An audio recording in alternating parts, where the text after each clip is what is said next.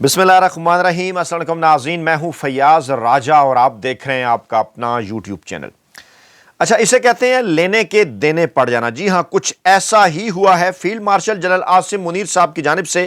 سابق D G I S I general Faiz Hameed کو 14 سال قید با مشقت سنائے جانے کے بعد راولپنڈی اور اسلام آباد میں سیاسی اور عسکری صورتحال بڑی تیزی کے ساتھ تبدیل ہو رہی ہے، اور کچھ مخصوص میڈیا پرسنز کو، کچھ مخصوص جنہیں یہ کہنا چاہیے کہ نمائندہ صحافی حضرات، بظاہر صحافی حضرات، نام نہاد صحافی حضرات کو یہ ایجنڈا تھمایا گیا تھا راولپنڈی کی جانب سے کہ فیض حمید صاحب کی سزا کے معاملے کو آپ نے عمران خان کے ساتھ جوڑنا ہے، اس معاملے کو 9 مئی کے ساتھ جوڑنا ہے، 9 مئی تک لے کر جانا ہے، اور اس کے بعد پھر آخری پیراگراف جو D G I S P R صاحب کی جانب سے جاری پریس ریلیز کا بیان کا جو آخری پیراگراف تھا اس کو لے کر یہ ہدایات جاری کی گئی تھی کہ اس کے اوپر پروگرامز کرنے ہیں، بتانا ہے پوری پاکستانی عوام کو کہ علیحدہ سے کچھ معاملات دیکھے جا رہے ہیں، اور اس کے بعد پھر کچھ مخصوص تجزیہ نگاروں کی فہرست بھی دی گئی تھی جو ان تمام معاملات کو عمران خان صاحب کے ساتھ جوڑ رہے تھے۔ لیکن ہوا کیا کہ ان تمام تر معاملات کا رخ عمران خان صاحب کی جانب جانے کی بجائے جنرل باجوہ صاحب کی طرف مڑ گیا ہے، اور اسی کو کہا جا رہا ہے کہ لینے کے دینے پڑ گئے۔ پہلے سوشل میڈیا، وہاں پر ایک ترتیب کے ساتھ نون لیگی قیادت کے ماضی کے وہ تمام تر بیانات جو کہ اس جانب اشارہ کر رہے تھے کہ جناب جنرل باجوہ صاحب تمام تر معاملات کو چلا رہے تھے، جنرل فیض سب کچھ خود کیسے اور کیوں کر ان کی اجازت کے بغیر کر رہے تھے۔ اس کے بعد پھر کچھ حالیہ بیانات نون لیگی قیادت کے، یہ سلسلہ شروع ہوا تھا فیلڈ مارشل صاحب کا نوٹیفیکیشن جب نہیں آ رہا تھا دسمبر کے آخری ہفتے میں۔ آپ کو یاد ہوگا میاں نواز شریف صاحب کی ایک سٹیٹمنٹ میڈیا کے ذریعے پھیلائی گئی تھی جس میں موصوف نے یہ فرمایا تھا کہ ہمیں عمران خان صاحب کی قید سے کوئی دلچسپی نہیں ہے، اگر آپ نے باجوہ صاحب یا فیض صاحب کے خلاف کارروائی نہیں کرنی تو پھر آپ عمران خان صاحب کو بھی جیل سے رہا کر دیں، ہمیں بالکل اس حوالے سے کوئی خوشی نہیں ہے یا ہمارا انٹرسٹ نہیں ہے کہ وہ جیل کے اندر کیوں ہیں۔ اس کے بعد پھر یہ فیض حمید صاحب کے حوالے سے فیصلہ آتا ہے، اور پھر یہ تاثر بنانے کے لیے ایجنڈا تھمایا جاتا ہے، لیکن معاملات مکمل طور پر الٹ ہو جاتے ہیں اور معاملات بڑھنا شروع ہو جاتے ہیں جناب سابق آرمی چیف جنرل باجوہ صاحب کی طرف۔ اس کو کیوں کہا جا رہا ہے لینے کے دینے، میں آپ کے سامنے رکھتا ہوں، دو چیزیں آپ کے سامنے رکھ دیتا ہوں۔ ایک جناب رانا ثناءاللہ صاحب کا بیان جو کہ میاں نواز شریف صاحب کے انتہائی قریب سمجھے جاتے ہیں، اور دوسری پاکستانی اسٹیبلشمنٹ کے خود ساختہ ترجمان صاحب کی ایک پیغام رسانی جسے اسٹیبلشمنٹ کا غیر سرکاری اور خود ساختہ ترجمان کہا جاتا ہے۔ پہلے میں رانا ثناءاللہ صاحب کی سٹیٹمنٹ آپ کے سامنے رکھتا ہوں جسے بریکنگ نیوز کے طور پر اس وقت تمام ٹی وی چینلز، اخبارات اور ویب سائٹ چلا رہے ہیں۔ وہ یہ کہہ رہے ہیں کہ یہ ہو نہیں سکتا تھا کہ جنرل فیض جو اقدامات اٹھا رہے تھے ان اقدامات کو چھپ کر اٹھایا جا رہا ہو، جنرل باجوہ صاحب کو اس طرح سے پتہ نہ ہو، اور وہ یہ کہہ رہے تھے کہ ہو ہی نہیں سکتا کہ کوئی آرمی چیف، کوئی آرمی افسر جو ہے وہ آرمی چیف کی مرضی کے بغیر کسی کے اوپر کسی قسم کا کوئی کیس بنائے۔ وہ جناب اپنے کیس کے حوالے سے بھی ذکر کر رہے تھے۔ موصوف نے کہا کہ باجوہ نے کہا تھا رانا بہت موٹے ہو گئے ہو، جیل میں تھے تو بہت سمارٹ تھے، اور پھر فیض کو کہا کہ فیض رانا کو پھر سمارٹ بناؤ۔ رانا ثناءاللہ صاحب کی یہ سٹیٹمنٹ چھپی ہے۔ انہوں نے کہا کہ ایک بریفنگ کے دوران جنرل باجوہ اور فیض حمید سے میری بات ہوئی، جنرل باجوہ نے کہا رانا بہت موٹے ہو گئے ہو، جیل میں بہت سمارٹ تھے۔ ایک انٹرویو کے دوران رانا ثناءاللہ نے کہا کہ جنرل باجوہ نے کہا فیض رانا صاحب کو دوبارہ سمارٹ بناؤ۔ اس پر انہوں نے جنرل باجوہ کو کہا کہ مجھ پر مقدمہ آپ نے ہی بنوایا، اللہ تعالیٰ اس دنیا میں اس کا حساب کرے گا۔ رانا ثناءاللہ نے کہا کہ معاملات فیض حمید، جنرل باجوہ اور عمران خان کی مرضی سے چل رہے تھے۔ اب یہاں پر جو نقطہ، یعنی یہاں پر انہوں نے نون لیگ کی قیادت کو بھی اور پاکستانی اسٹیبلشمنٹ کو دونوں کو بظاہر خوش کرنے کی کوشش کی۔ ایک تو میاں صاحب کا مطمع نظر بھی آ گیا کہ جناب باجوہ صاحب کو بیچ میں شامل کرنا ہے، اور پھر اسٹیبلشمنٹ کا مطمع نظر بھی آ گیا، لیکن ان کا مزید کہنا تھا کہ ایسا ہو نہیں سکتا کہ کوئی حاضر سروس افسر آرمی چیف کی مرضی کے بغیر مقدمہ بنائے اور اگلے دن اس کا کورٹ مارشل نہ ہو۔ اچھا، اسی طرح سے سیاسی اور عسکری حلقوں کے اندر، میڈیا حلقوں کے اندر فیض حمید کی سزا کے بعد سابق army chief general Qamar Javed Bajwa کے خلاف قانونی کارروائی کے امکان پر کیا سرائیاں شروع ہو گئی ہیں اور ان کیا سرائیوں کے جواب میں جنگ جیو گروپ باخبر حلقوں کے دعووں کے حوالے سے ان چیزوں کو مسترد کرتے ہوئے کہہ رہا ہے کہ کوئی تحقیقات نہیں ہو رہی اور نہ ہی کوئی کارروائی جو ہے وہ اس وقت زیر عمل ہے، اور کہا جناب کہ یہ چمگوئیاں بے بنیاد ہیں۔ اس حوالے سے ایک بار پھر انہوں نے جناب انصار عباسی صاحب، پاکستانی اسٹیبلشمنٹ کے خود ساختہ اور غیر سرکاری ترجمان، ہمیشہ سے وہ جن کو کہا جاتا ہے نا کہ ایک خفیہ ایسٹ، ایک ایسے موقع پر انہیں استعمال کیا جاتا ہے، انہیں باہر نکالا جاتا ہے، ان تک معاملات، ان کے ذریعے معاملات آگے بڑھائے جاتے ہیں۔ جب دیکھا جاتا ہے کہ جناب کسی اور جانب سے معاملات آگے نہیں بڑھائے سک رہے، تو اب آخری حربے کے طور پر انصار عباسی صاحب کو بھی لانچ کیا گیا ہے۔ موصوف نے کہا کہ جنرل باجوہ کے خلاف کوئی کیس نہیں، ججز، بیوروکریٹس اور سیاستدانوں کے خلاف کارروائی ہو سکتی ہے۔ میں اس کی تفصیل بھی آپ کے سامنے رکھ دیتا ہوں۔ خبر کا آغاز انہوں نے بھی یہیں سے کیا کہ فیض حمید کی سزا کے بعد سیاسی اور میڈیا حلقوں میں اس حوالے سے جو ہے وہ کیا سرائیاں ہو رہی ہیں، لیکن باخبر ذرائع ان دعووں کو مسترد کر رہے ہیں کہ جنرل باجوہ کے خلاف نہ تو کوئی تحقیقات ہو رہی ہیں، نہ کوئی کارروائی زیر عمل ہے۔ اب اس معاملے کو میں، اس خبر کو میں یہیں روکتا ہوں اور آپ کو لے کر چلتا ہوں عمران خان صاحب کی سٹیٹمنٹ کی جانب، کیونکہ خواجہ آصف صاحب ماضی میں یہ بات کہہ چکے، جنرل باجوہ سے پوچھیں کہ وہ دہشت گرد واپس کیوں لائے، اور فیض حمید تو گرفتار ہیں، جنرل باجوہ سے یہ پوچھا جائے۔ یہ 6 مارچ 225 کو ان کی سٹیٹمنٹ سامنے آئی تھی، اور پھر اس قسم کی کالم، اس قسم کی خبریں جناب کے فیض حمید کیس میں کہانی ابھی ختم نہیں ہوئی، کہانی آگے بڑھے گی، اس قسم کی چیزیں۔ اور پھر جناب ایک اور سٹیٹمنٹ ماضی کی کہ جنرل باجوہ نے فیض حمید کو آرمی چیف بنانے کی کوشش کی۔ یہ وزیر دفاع خواجہ آصف صاحب دعویٰ کر رہے ہیں کہ جناب ہمیں تو بڑا ان آخری 7-8 دنوں کے اندر بلیک میل کیا جا رہا تھا۔ اچھا، ایک عمران خان صاحب کی سٹیٹمنٹ تھی، یہ جناب 16 فروری 2023 کی ہے۔ عمران خان صاحب نے کیسے یہ جو ایک آخری کارڈ بظاہر پاکستانی اسٹیبلشمنٹ کا عمران خان صاحب کے خلاف قرار دیا جا رہا تھا، پری ایمپٹ کرتے ہوئے عمران خان صاحب ماضی میں ان تمام تر چیزوں سے آگاہ ہو چکے تھے، اور اس گیم کو بھی، اس وار کو بھی کیسے انہوں نے پلٹ دیا ہے، کیونکہ تمام تر ہدایات پاکستان تحریک انصاف کی قیادت سوشل میڈیا تک پہلے ہی پہنچ چکی تھیں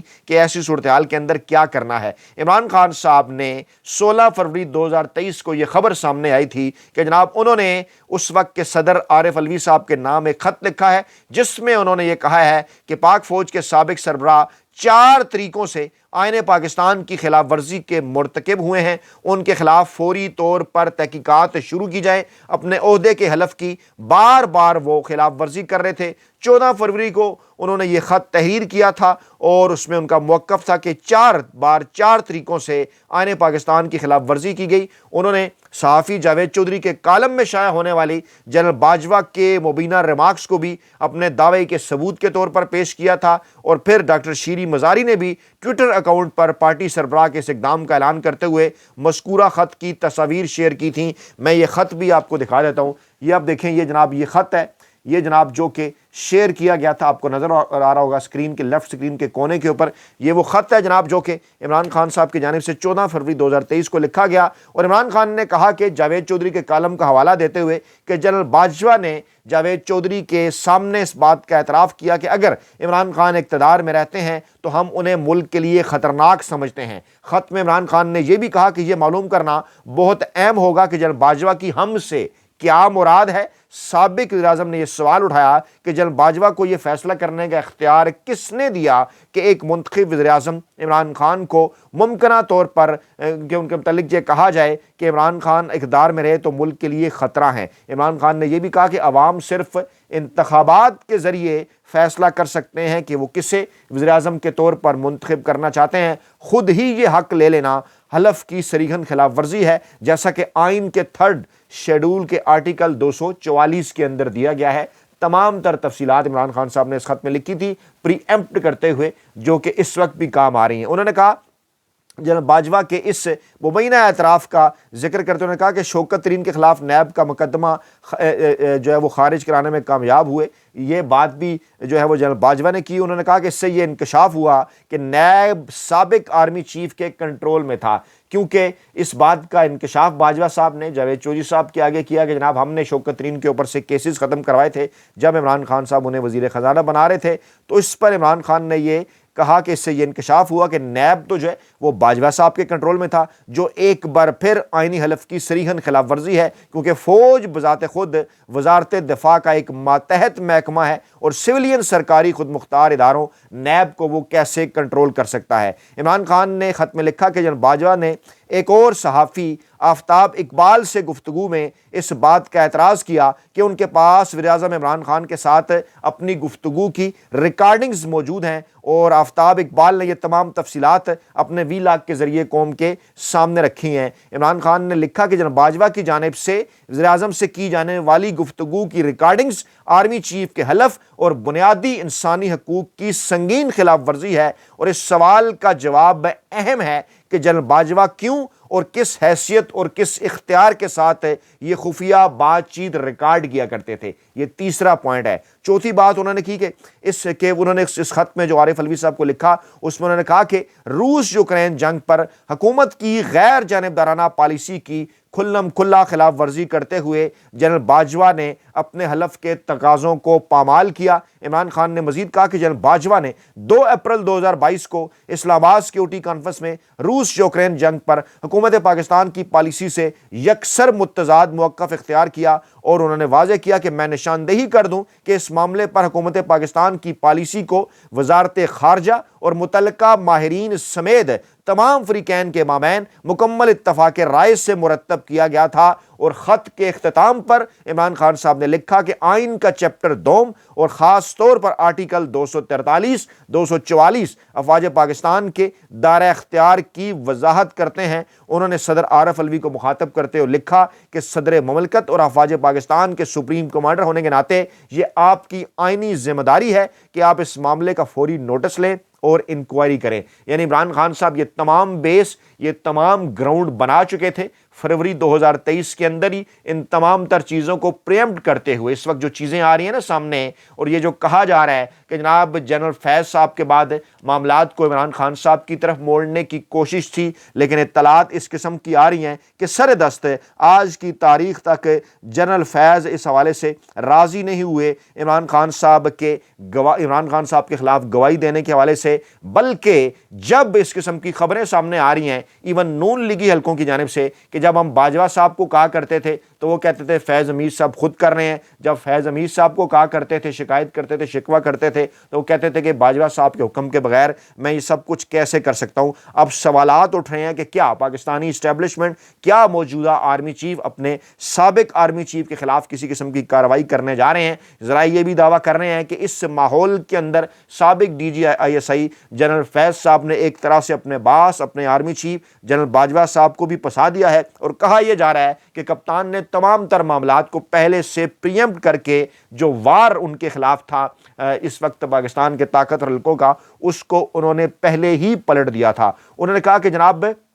آئین کے تحت آرمی چیف کے حلف کی ایسی سنگین خلاف ورزیاں کیے جانا معلوم کرنے کی خاطر آپ اس کی تحقیقات کروائیں، اور عمران خان کی جانب سے صدر کو خط لکھا جانا اس وقت آیا تھا سامنے جب عمران خان اور جنرل باجوہ کے درمیان طویل عرصے سے جاری کشمکش میں تازہ ترین پیش رفت اس وقت جو ہے وہ سامنے آئی تھی، اور جب اس خط کا پس منظر یہ تھا کہ جاوید چودھری صاحب نے ایکسپریس میں 2 کالم لکھے تھے عمران خان صاحب کی جنرل باجوہ کے ساتھ ملاقاتوں کے حوالے سے، اور پھر آفتاب اقبال صاحب کے ایک ویلاگ کا بھی ذکر آیا تھا۔ بعد میں خیر آفتاب اقبال صاحب نے وہ ویلاگ جو ہے وہ ہٹا دیا تھا، لیکن یہ تمام تر چیزیں اس وقت سامنے آنے کا مطلب کیا ہے، اس وقت سامنے آنے کا مقصد کیا ہے؟ چاہے وہ رانا جاوید لطیف کے بیانات ہوں، خواجہ آصف کے بیانات ہوں، چاہے جناب وہ یہ جو ہے وہ رانا ثناء اللہ صاحب کے بیانات ہوں، چاہے دیگر جو نون لیگی قیادت ہے، سینئر نون لیگی قیادت جو ہے، جو کہ عمران خان صاحب کے قریب سمجھی جاتی ہے، چاہے ان کے بیانات ہوں، یہ تمام تر ایک ہی جانب اشارہ کر رہے ہیں